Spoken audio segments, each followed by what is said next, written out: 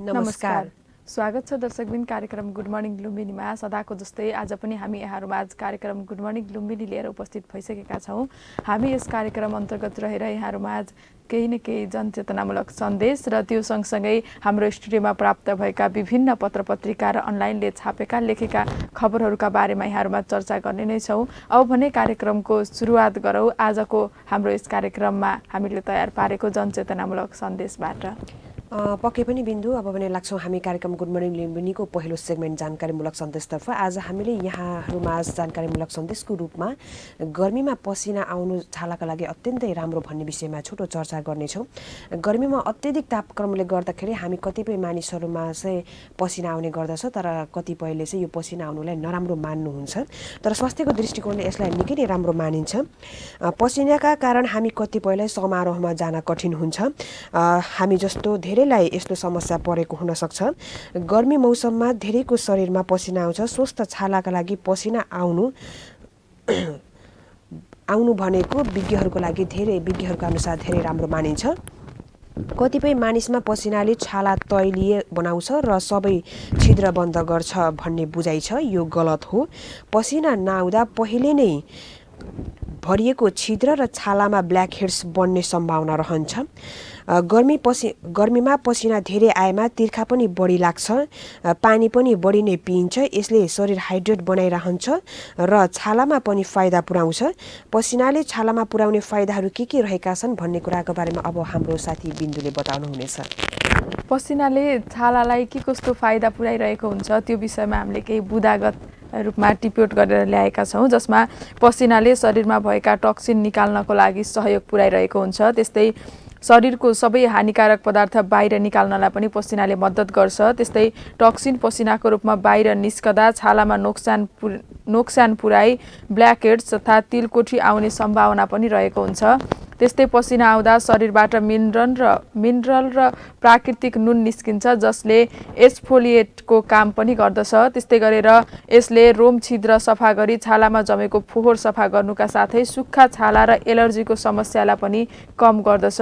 त्यस्तै अनुहारमा जमेको फोहोर सफा गर्छ र पसिनाले शरीरको फोहोर तथा मृत छालाका कोशिका बाहिर निकालेर छालालाई सफा बनाउँछ। पसिनाको कारण छालाले फ्रेस महसुस गर्छ। कुनै पनि वर्कआउट तथा छिटो हिँडेको 1 घण्टापछि एनामा आफूलाई हेर्ने हो भने एक किसिमको चमक पनि देखिन्छ। यसले यही पसिनाले नै छालामा जमेको फोहोरहरू सफा गरेर हाम्रो छाला सफा पनि देखिन्छ। र यस्तो पसिनाहरूलाई हामीले नियन्त्रणमा राख्न, पसिनाको दुर्गन्धलाई हामीले नियन्त्रणमा राख्नको लागि विभिन्न खालका परफ्युमहरू हामीले गर्मी मौसममा धेरै प्रयोग गरिरहेका हुन्छौँ। त्यस्तो प्रयोग गर्दाखेरि हामीले कतिको गुणस्तरयुक्त छ, त्यसले हाम्रो छालालाई कतिको असर पारिरहेको छ भन्ने विषयमा पनि जानकारी लिनु आवश्यक हुन्छ। त्यसले गर्दा हाम्रो छालालाई क्यान्सर नहोस् र त्यसबाट हामी बच्नका लागि हामी सबैले पसिना नियन्त्रणका लागि परफ्युमको उचित तरिकाले प्रयोग गरौँ भन्दै अब हामी आजको दोस्रो सेगमेन्ट आजको विभिन्न पत्रपत्रिका र अनलाइनले छापेका खबरहरूतर्फ नै लाग्छौँ। पक्कै पनि अब भने लाग्छौँ हामी कार्यक्रमको दोस्रो सेगमेन्ट विभिन्न पत्रपत्रिका तथा अनलाइनका खबरहरूतर्फ। आज हामीसँग स्टुडियोमा प्राप्त भएका पत्रपत्रिकाहरू मध्ये रहेका छन् दैनिक लुम्बिनी राष्ट्रिय दैनिक, गौतम बुद्ध सन्देश राष्ट्रिय दैनिक, बुटोल टुडे राष्ट्रिय दैनिक, मेचिकाली सन्देश राष्ट्रिय दैनिक, नवतिलोत्तमा राष्ट्रिय दैनिक र अनलाइनका खबरहरूमा globalhours.com, onlineखबर.com, nagariknews.com का विभिन्न खबरहरू हामीले लिएर आएका छौँ। अब हाम्रो जसमध्ये चाहिँ आजको दैनिक लुम्बिनी राष्ट्रिय दैनिकमा जङ्गलको डडेलोले लुम्बिनी क्षेत्रमा उच्च प्रदूषण भन्ने शीर्षकमा खबर लेखेको छ। त्यसै गरी गौतम बुद्ध सन्देश राष्ट्रिय दैनिकले 25 अरबको भटमास आयात, 23 अरबको तेल निर्यात भन्ने शीर्षकमा खबर लेखेको छ। त्यसै गरी बुटोल टुडे राष्ट्रिय दैनिकले मन्त्री हटाउने एक्सनमा मुख्यमन्त्री भन्ने शीर्षकमा खबर लेखेको छ। त्यसै गरी globalhours.com मा नेपाल र कतार बीच पर्यटन प्रवर्धनका लागि सहकार्य हुने भन्ने शीर्षकमा खबर लेखिएको छ। त्यसै गरी onlineखबर.com मा कोरोना संक्रमण जेठ असारमा उच्च बिन्दुमा पुग्न सक्छ, स्वास्थ्य मन्त्रीको भनाइलाई चाहिँ मुख्य शीर्षक बनाएर खबर लेखेको छ। त्यसै गरी nagariknews.com मा देशव्यापी प्रदूषणले सास फेर्ने गाह्रो भन्ने शीर्षकमा खबर लेखेको छ। अब भने लाग्छौँ हामी विस्तृत खबरहरूतर्फ। आजको गौतम बुद्ध सन्देश राष्ट्रिय दैनिकमा 25 अरबको भटमास आयात, 23 अरबको तेल निर्यात भन्ने शीर्षकमा खबर लेखिएको छ। 8 महिनामा 25 अरब रुपैयाँ बराबरको भटमासको कच्चा पदार्थ आयात हुँदा प्रशोधित तेल भने 23 अरबको निर्यात भएको छ। भारतले पाम आयल आयातमा प्रतिबन्ध लगाएपछि व्यवसायीले भटमासको कच्चा पदार्थ आयात गरेर पुनः प्रशोधन गरी निर्यात गर्ने गरेका छन्। भन्सार विभागको तथ्याङ्क अनुसार चालु आर्थिक वर्षको पहिलो 8 महिनासम्म 25 अरब 54 करोड 32 लाख 15 हजार रुपैयाँ बराबरको कच्चा पदार्थ आयात भएको हो। सो अवधिमा कच्चा पदार्थ आयात गरी नेपालबाट प्रशोधन गरेर 23 अरब 12 करोड 62 लाख 1 हजार रुपैयाँ बराबरको भटमासको तेल निर्यात भएको छ। व्यवसायीले कच्चा भटमास ब्राजिल, अर्जेन्टिना र तेस्रो मुलुकबाट आयात गरेर यी वस्तु नेपालमा प्रशोधन गरी पुनः निर्यात गर्छन्। कच्चा पदार्थ आयात गर्न भन्सार नलाग्ने भएकाले पनि व्यवसायीले ठूलो मात्रामा कच्चा पदार्थ आयात गरेर पुनः प्रशोधन गरी निर्यात गर्ने गरेका हुन्।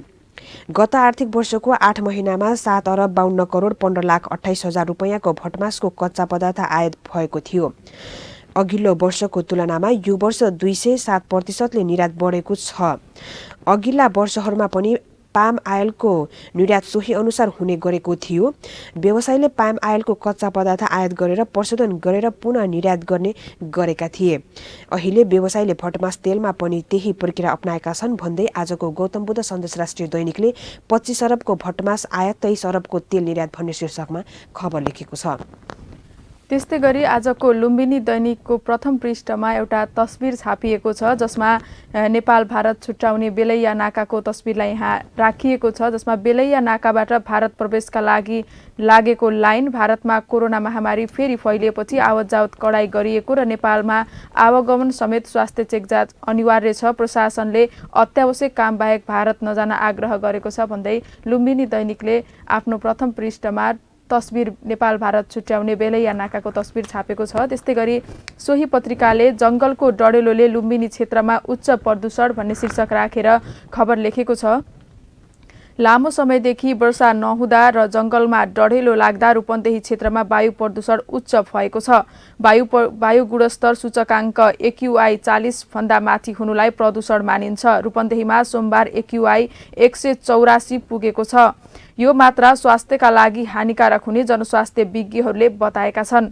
चैत 7 गते रूपन्देहीमा AQI 44.63 रहेकोमा सोमबार दिउँसो 148 पुगेको लुम्बिनी प्रदेशको उद्योग पर्यटन वन तथा वातावरण मन्त्रालयका वातावरण तथा जलवायु परिवर्तन महाशाखाका वातावरणविद निर्मल चौधरीले बताउनुभयो। उहाँले भन्नुभयो, वातावरण विभागले वायु गुणस्तर मापन स्टेसन बुटवलमा राखिसकेको छैन, तर बुटवलबाट सबैभन्दा नजिक रहेको स्टेसनहरू दाङ, नेपालगञ्ज र चितवनको सौराहाकै तथ्याङ्कबाट औसत गरी रूपन्देहीको अनुमान गरिएको हो। साधारणतया AQI 151 देखि 200 सम्म अस्वस्थकर र 201 देखि 300 सम्म अत्यन्त अस्वस्थकर र 301 भन्दा माथि जोखिमपूर्ण मानिन्छ। AQI 100 भन्दा बढी रहेको समयमा घर बाहिर तथा खुल्ला स्थानमा हिँडुल, दौड, खेलकुद जस्ता श्वास प्रश्वास बढ्ने गतिविधिहरू गर्न नहुने चिकित्सकहरूको सुझाव रहेको छ। सोमबार वायु प्रदूषणको मात्रा उच्च हुँदा रूपन्देहीका मुख्य सहर बुटवल, फैरहवा, लुम्बिनी क्षेत्रको आकाश र चुरे क्षेत्रको वन बाक्लो तुवालोले ढाकेको छ। वायु प्रदूषणको मात्रा बढेकाले चस्मा नलगाउने व्यक्तिहरूमा आँखा पोल्ने समस्या देखिएको छ भन्दै लुम्बिनी दैनिकले जंगलको डढेलोले लुम्बिनी क्षेत्रमा उच्च प्रदूषण भन्ने शीर्षक राखेर खबर लेखेको छ।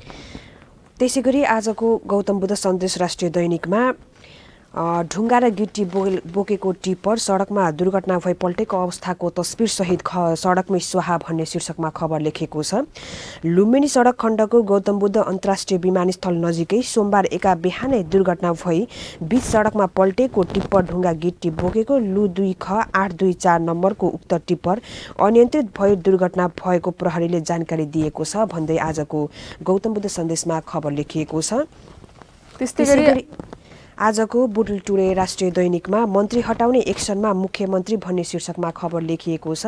लुम्बिनी प्रदेश सरकार परिवर्तनका लागि हस्ताक्षर सङ्कलन सुरु गरिएपछि मुख्यमन्त्री शङ्कर पोखरेलले मन्त्री हटाउने तयारी गरेका छन्। सरकारमा रहेका आन्तरिक मामिला तथा कानुन मन्त्री कुलप्रसाद केसी र सामाजिक विकास मन्त्री सुदर्शन बराल समेत हस्ताक्षरमा संलग्न भएपछि ती मन्त्रीलाई हटाउने तयारी भएको बुझिएको छ।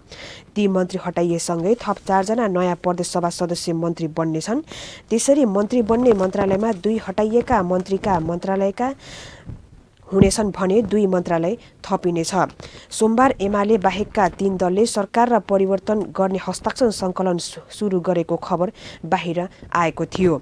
त्यसरी हस्ताक्षर सङ्कलन गर्नेमा नेपाली काङ्ग्रेस, नेकपा माओवादी केन्द्र र जनता समाजवादी पार्टीका केही प्रदेश सभा सदस्यले हस्ताक्षर सङ्कलन गरेका स्रोतको भनाइ छ। स्रोतका अनुसार नेपाली काङ्ग्रेस र माओवादी केन्द्रका सांसदले हस्ताक्षर गरिसकेका छन्। जसपाका 3 जनाको हस्ताक्षर भएको र 3 जनाको बाँकी रहेको बताइएको छ। जसपामा 6 जना प्रदेश सभा सदस्य रहेको जसपाको केन्द्रमा देखिएको विवादले प्रदेशमा पनि असर गरेको छ। स्रोतका अनुसार जसपाका 6 मध्ये 3 जनाले हस्ताक्षर गरेका छन्। हस्ताक्षर सङ्कलन भएको जानकारी पाए लगत्तै मुख्यमन्त्री शङ्कर पोखरेल र जनता समाजवादी पार्टीका प्रदेश सभा सदस्य बीच मुख्यमन्त्री कार्यालयमा सरकारको विषयमा छलफल भएको थियो। जनता समाजवादी पार्टीका प्रदेश सांसद सन्तोष पाण्डेले आफू फरक कामले मुख्यमन्त्रीसँग भेटघाट गरेको बताए। तर सरकारलाई निरन्तरता दिने विषयमा मुख्यमन्त्रीले आफू सामु कुरा राखेको र त्यस विषयमा आफूले सहयोग गर्ने वचन दिएको उनले बताए। मुख्यमन्त्री कार्यालय अघि भेटिएका सांसद पाण्डेले छिट्टै मन्त्री बन्ने सङ्केत समेत गरे। सरकारको विषयमा मुख्यमन्त्रीसँग कुराकानी भयो। उनले भने सहमतिको प्रयास हो, सहमति भइसकेको छैन। अरू कुरा धेरै नभनौँ, सञ्चारकर्मीले प्रश्न थापिएपछि उनले भने म बचाइराखे, अरू पनि मन्त्री भन्दा म फरक रहँला भन्दै आजको बुटलटुरे राष्ट्रिय दैनिकमा मन्त्री हटाउने एक्सनमा मुख्यमन्त्री भन्ने शीर्षकमा खबर लेखिएको छ। त्यस्तै गरी बुद्ध आवाजले कृषि पेसामा समर्पित हुँदै पढे लेखेका युवा भन्ने शीर्षक राखेर खबर लेखेको छ। समाजशास्त्रमा स्नातकोत्तर गरी समाजशास्त्रीको उपाधि समेत पाएका युवा हुन् कोहलपुरका विष्णु पोखरेल। समाजशास्त्रमा उच्च शिक्षा हासिल गरेर पोखरेलले यति बेला समाजलाई नै कृषि पेसातर्फ आकर्षित गरिरहेका छन्। उनले श्रीमतीसँग मिलेर 8 वर्षदेखि कोहलपुरमा गाई पालन थालेका छन्। यति पढे लेखेको मान्छे किन सरकारी जागिर नखाएको भन्ने प्रश्नमा विष्णुले भन्छन्, पहिले भूमि अधिकार मञ्चमा 8 वर्षसम्म जागिर खाए तर सन्तुष्ट हुन सकिन, बरु आफै केही व्यवसाय गरौँ भनेर गाई पालनतर्फ लागे। पोखरेल दम्पति मात्र होइन, अहिले जिल्लामा पढे लेखेका थुप्रै युवाहरू कृषि व्यवसायमा आबद्ध भएका छन्। उनीहरू सफल मात्र भएका छैनन्, अरूलाई पनि पेसामा लाग्न सुझाव दिन्छन्। गाई पालनमा राम्रो सम्भावना देखेरै यो पेसा रोजेकी हो स्नातक तह प्रथम श्रेणी उत्तीर्ण व्यावसायिक गाई पालक किसान शारदा शर्माले भनिन्। कोहलपुर नगरपालिका 12 चप्पर गौडीकी 30 वर्षीय शर्मा जिल्लाकै उत्कृष्ट किसानको दर्जामा छिन्। सरकारी जागिरको मलाई मोह नै भएन, उनले भनिन्। बुबा आमाले भारत बस्दा गाई पालन गर्नुभएको थियो, त्यसैबाट प्रभावित भए। भारतबाट बसाइसराई गरी आएको शर्माको परिवारले विगतको 15 वर्षदेखि चप्पर गौडीमा व्यावसायिक गाई पालन गर्दै आएको छ भन्दै बुद्ध आवाज राष्ट्रिय साप्ताहिकले आफ्नो प्रथम पृष्ठमा खबर लेखेको छ। त्यसैगरी आजको नवतिलतामा राष्ट्रिय दैनिकमा बाहिर ननिस्किन विज्ञको सुझाव भन्ने शीर्षकमा वायु प्रदूषणले स्वास्थ्यलाई प्रतिकूल पार्दै भन्ने उपशीर्षक राखेर खबर लेखेको छ। काठमाडौँ सहित देशभरि वायु प्रदूषण बढेकाले अत्यावश्यक काम बाहेक घर बाहिर ननिस्किन जनस्वास्थ्य विज्ञले सुझाव दिनुभएको छ। वायु प्रदूषणले श्वास प्रश्वासमा कठिनाइ लगायत विविध स्वास्थ्य समस्या देखा पर्न सक्ने भएकाले अत्यावश्यक काम बाहेक घर बाहिर ननिस्किन र निस्कनै पर्ने अवस्था भए मास्कको प्रयोग गर्न आग्रह गर्नुभएको छ। नेपाल स्वास्थ्य अनुसन्धान परिषदका वरिष्ठ अनुसन्धान अधिकृत डाक्टर मेघनाथ धिमालले वनजङ्गलमा डढेलो लाग्दा वायु प्रदूषण भएकाले अत्यावश्यक काम बाहेक बाहिर ननिस्कन र निस्कन परे N95 मास्क प्रयोग गर्न समेत अनुरोध गर्नुभयो। उहाँले वायु प्रदूषणका कारण फोक्सोमा क्यान्सर, मुटु सम्बन्धी रोग, मस्तिष्कघात, हृदयघात जस्ता समस्या देखिने भएकाले बाहिर ननिस्कन अनुरोध गर्नुभयो। वायु प्रदूषणका कारण आँखा रातो हुने, घाँटीमा समस्या आउने र टाउको दुख्ने जस्ता समस्या आउने गर्दछन्। नेपालमा वर्षेनी वायु प्रदूषणका कारण उत्पन्न हुने रोगका कारणले 30 देखि 35 हजार मानिसको मृत्यु हुने गरेको छ। विश्वमा 70 लाखको मानिसको मृत्यु हुने गरेको छ भन्दै आजको नवतिलतामा राष्ट्रिय दैनिकमा बाहिर ननिस्कन विज्ञको सुझाव भन्ने शीर्षकमा खबर लेखिएको छ। त्यस्तै गरी ग्लोबल आवाज.com ले नेपाल र कतार बीच पर्यटन प्रवर्धनका लागि सहकार्य हुने भन्ने शीर्षकमा खबर लेखेको छ। नेपाल र कतार बीच पर्यटन प्रवर्धनका लागि सहकार्य हुने भएको छ। नेपालका लागि कतारका राजदूत यसुफ बिन मोहम्मद अल हैल र नेपाल पर्यटन बोर्डका कार्यकारी प्रमुख डाक्टर धनञ्जय रेग्मीबाट पर्यटन बोर्डमा सोमबार भएको भेटवार्तामा दुवै देशबीच पर्यटन प्रवर्धन गर्न सकिने पर्याप्त सम्भावना रहेको र मिलेर काम गरे पर्यटन उद्योगलाई थप चलायमान बनाउन सकिने विषयमा छलफल भएको छ। बोर्डको निमन्त्रणामा आउनुभएका कतारका राजदूतले नेपालको प्राकृतिक अनुपम उपहार भएकोले उल्लेख गर्दै पूर्वाधार विकासमा थप जोड दिन सके नेपालमा पर्यटन आर्थिक विकास गर्न सकिने बताउनुभयो। नेपाल विश्वकै सुन्दर देशमध्ये एक हो। म आफै पनि नेपालका धेरै ठाउँमा पुगेको छु। यहाँको प्राकृतिक सौन्दर्यले म धेरै लोभिने गरेको छु। तर यातायातको उचित प्रवर्धन र महँगो हवाई भाडाले गर्दा चाहेर पनि मानिसहरूले नेपाललाई आफ्नो गन्तव्य बनाउन सकेका छैनन्। यसमा ध्यान दिन सके राम्रो होला, राजदूतले भन्नुभयो। नेपालको पर्यटन विकासको लागि नयाँ ढङ्गले सोच्न आवश्यक रहेको उल्लेख गर्दै नेपाल पर्यटन प्रवर्धनका लागि कतार सरकार सहयोग गर्न सधैँ तयार रहेको बताउनुभयो। कार्यक्रममा पर्यटन बोर्डका कार्यकारी प्रमुख डाक्टर धनञ्जय रेग्मीले नेपालमा सरकार र निजी क्षेत्र दुवैले पर्यटन पूर्वाधार विकासमा ध्यान दिइरहेको जानकारी गराउँदै पर्यटन बोर्डले कतार सहित मध्यपूर्व पर्यटन प्रवर्धनका नयाँ योजना अगाडि सारेको बताए। उनले कतारबाट नेपाल आउन चाहने पर्यटकको आवश्यकता अनुरूप व्यवस्थाका लागि नेपाल तयार रहेको बताए। नेपाल आउन चाहने पर्यटकको स्वागतका लागि नेपाल तयार छ। खास गरी कतारी पर्यटकको लागि हलाल खानाको उपलब्धता, प्रार्थना कक्ष जस्ता आवश्यक पूर्वाधार समेत व्यवस्था भइरहेको छ। उनले नेपाल र कतारबीच सिधा हवाई सम्पर्क समेत रहेकाले पर्यटन आवागमनमा खासै समस्या नहुने बताउँदै त्यसका लागि बोर्डले थप पहल गर्ने बताए। भेटघाटमा दुवै देशबीच पर्यटन प्रवर्धनका लागि छलफल, फेम ट्रिप तथा श्रव्य दृश्य आदान प्रदान गर्ने लगायतका विषयमा छलफल भएको पर्यटन बोर्ड मिडिया कन्सल्टेन्ट पीबी भुसालले जानकारी दिए भन्दै ग्लोबल आवाजले आफ्नो प्रथम पृष्ठमा खबर लेखेको छ। दर्शकबिन अब भने हामी लाग्छौँ सम्पादकीयतर्फ। आजको लुम्बिनी प्रदेशमा विभिन्न पत्रपत्रिकामा विभिन्न शीर्षकमा सम्पादकीय लेखिएको छ, जसमध्ये आज हामी गौतम बुद्ध सन्देशमा सीमा कडाई गरौँ भन्ने शीर्षकको सम्पादकीयलाई लिन गइरहेका छौँ। सरकारले देशको राजधानी भित्रिने मानिसमा जति कडाई गरेको छ त्यस अनुरूप अन्तर्राष्ट्रिय नाकाहरूमा भने कुनै चासो दिएको छैन।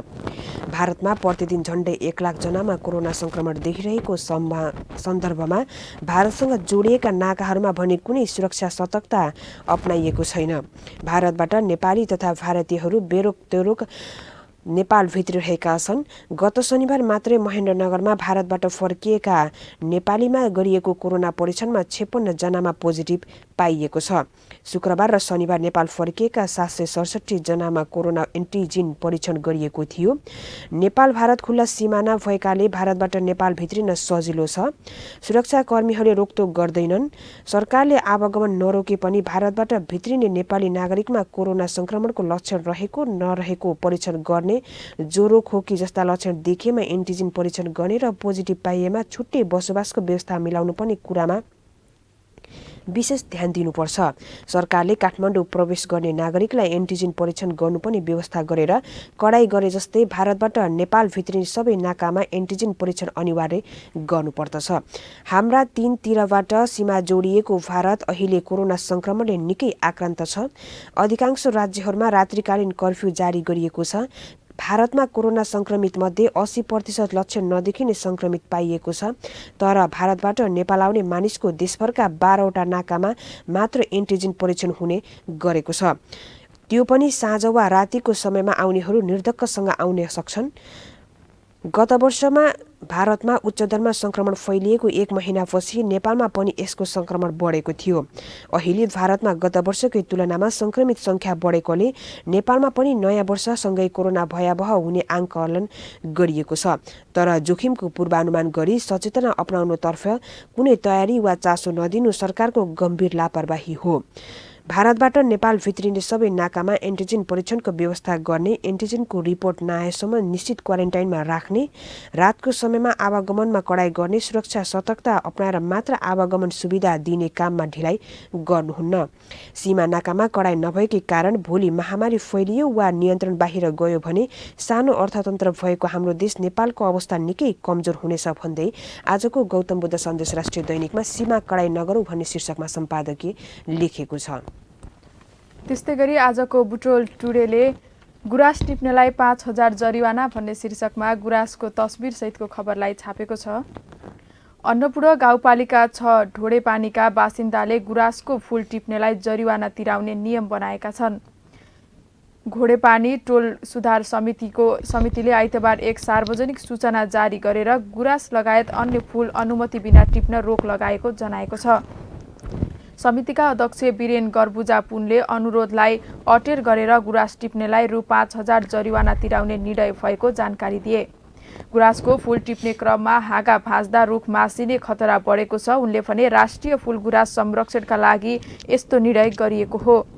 गुराँसको फूल नपाक्दै टिपिदिँदा यसको बिउ भुइँमा झर्ने र नयाँ बिरुवा पलाउन नपाउने समस्या रहेको उनले बताए। घोडेपानीका जङ्गलमा पछिल्लो 10 वर्ष यता गुराँसका रुख काट्दा पनि रोक लगाइएको छ। विश्वमा 42 प्रजातिका गुराँस पाइन्छ। नेपालमा 32 प्रजातिका छन्। अन्नपूर्ण संरक्षण क्षेत्र आयोजना एक्यापले गरेको अध्ययन अनुसार घोडेपानी क्षेत्रमा 16 प्रजातिका लाली गुराँस पाइन्छन्। एकै स्थानमा धेरै प्रजातिका गुराँस पाइने यस क्षेत्रको जङ्गल गण्डकी प्रदेशकै ठूलो भएको आकलन गरिएको छ। वसन्त ऋतुसँगै घोडेपानी क्षेत्रको गुराँसको जङ्गल अवलोकनका लागि केही दिन यता पर्यटनको चाप बढेको छ। बनैभरि राताम्य फुलेका गुराँसका रङले यहाँको जङ्गल निकै मनमोहक र आकर्षक बनेको छ। गुराँसले भरिएको जङ्गलमा भ्रमण गर्न र प्राकृतिक सौन्दर्यमा रमाउन आउने पर्यटन बढ्न थालेपछि घोडेपानी टोल सुधार समितिका कोषाध्यक्ष ज्ञानबहादुर गर्बुजाले बताए।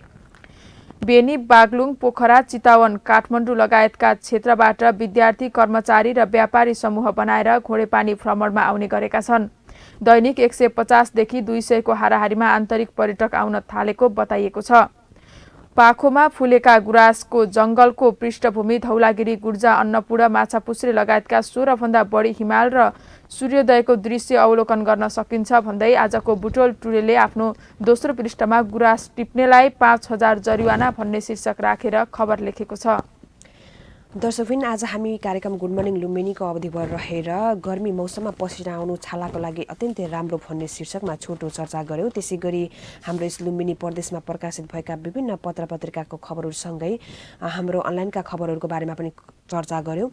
अब भने हामी कार्यक्रम गुड मर्निङ लुम्बिनीको अन्त्यमा आइसकेका छौँ। बिदा हुनु पूर्व हामी यहाँहरूलाई हाम्रो कार्यक्रम गुड मर्निङ लुम्बिनी कस्तो लाग्छ, आफ्नो सल्लाह सुझाव वा प्रतिक्रिया दिन चाहनुहुन्छ भने हाम्रो वेबसाइट www.rajytv.com मा गएर दिन सक्नुहुनेछ भन्दै भोलि फेरि यस्तै रोचक जानकारीमूलक सन्देश र हाम्रो यस लुम्बिनी प्रदेशमा प्रकाशित भएका विभिन्न पत्रपत्रिकाको खबरहरूसँगै उपस्थित हुने नै छौँ। त्यतिन्जेलसम्मको लागि आज्ञा दिनुहोस्। यहाँको दिन शुभ रहोस्। नमस्कार।